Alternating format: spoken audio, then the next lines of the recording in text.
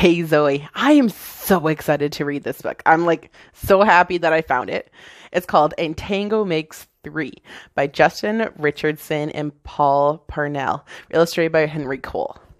And do you know why I'm so excited for this? It's because your cousin has some friends who will probably be dads pretty soon, and I'm so excited for them.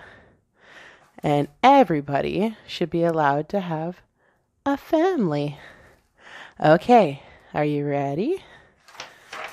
Set.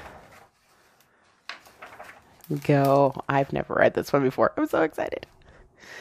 In the middle of New York City, there's a great big park called Central Park. Children love to play there. It has a toy boat pond where they can sail their boats. It has a carousel to ride on in the summer and an ice rink to skate on in the winter. Best of all, it has its very own zoo. Everyday families of all kinds go to visit the animals that live there. What kind of animals do you think are in the zoo? Oh, let's look at some of them. But children and their parents aren't the only families at the zoo. The animals make families of their own. There are red panda bear families with mothers and fathers and furry red panda bear cubs. There are monkey dads. Where are the monkeys? Let's try to find the monkeys. There's the monkeys. Those look like screamers. And monkey moms raising noisy monkey babies. There are toad families and toucan families and cotton top tamarin families too. Oh my goodness, that must be the bird. And in the penguin house, there are penguin families. Every year at the very same time, the girl penguins start noticing the boy penguins, and the boy penguins start noticing the girl penguins. When the right girl and the right boy find each other, they become a couple. Just like your cousin Brookie did, right? She got married to Owen. Two penguins in the penguin house were a little bit different. One was named Roy, and the other was named Silo. Roy and Silo were both boys, and they did everything together. They bowed to each other and walked together, and they sang to each other, and they swam together. Wherever Roy went, Silo went too. They didn't spend much time with the girl penguins, and the girl penguins didn't spend much time with them. Instead, Roy and Silo wound their necks around each other. Their keeper, Mr. Gramsci, noticed the two penguins and thought to himself, they must be in love. Roy and Silo watched how the other penguins made a home, so they built a nest of stones for themselves. Every night, Roy and Silo slept there together, just like the other penguin couples. Oh, I'm going to start crying. This is amazing. And every morning, Roy and Silo woke up together. But one day, Roy and Silo saw that the other couples could do something they could not. The mama penguin would lay an egg. She and the papa penguin would take turns keeping the egg warm until finally it would hatch. And then there would be a baby penguin. Oh my God, look at how cute they are. Oh. Roy and Silo had no egg to sit on and keep warm. They had no baby chick to feed and cuddle and love. Their nest was nice, but it was a little empty. One day, Roy found something that looked like what the other penguins were hatching, and he brought it to their nest. It was only a rock, but Silo carefully sat on it and sat. Do you think he's going to keep sitting on it? Yeah, and sat. When Silo got sleepy, he slept. When Silo was done sleeping and sitting, he swam and Roy sat. Day after day, Silo and Roy sat on the rock, but nothing happened. Then Mr. Gramsci got an idea.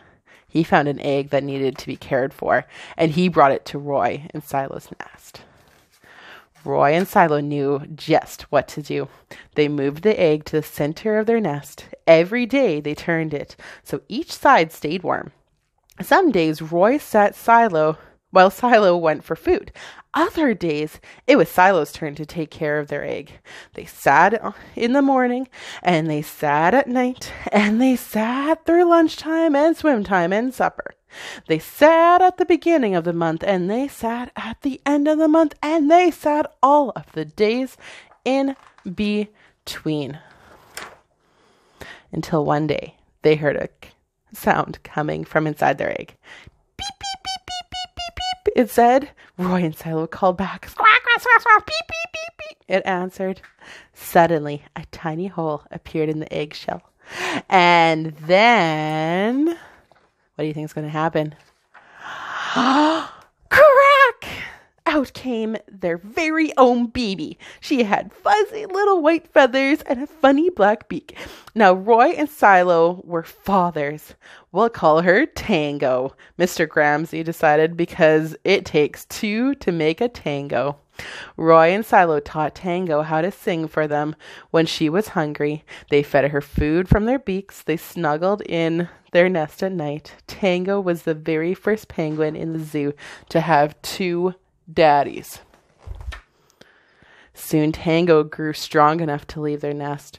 Roy and Silo took her for a swim, just like all the other penguin families, and all the children who came to the zoo could see Tango and her two fathers playing in the penguin house with the other penguins. Hooray, Roy! Hooray, Silo! And welcome, Tango, they cheered.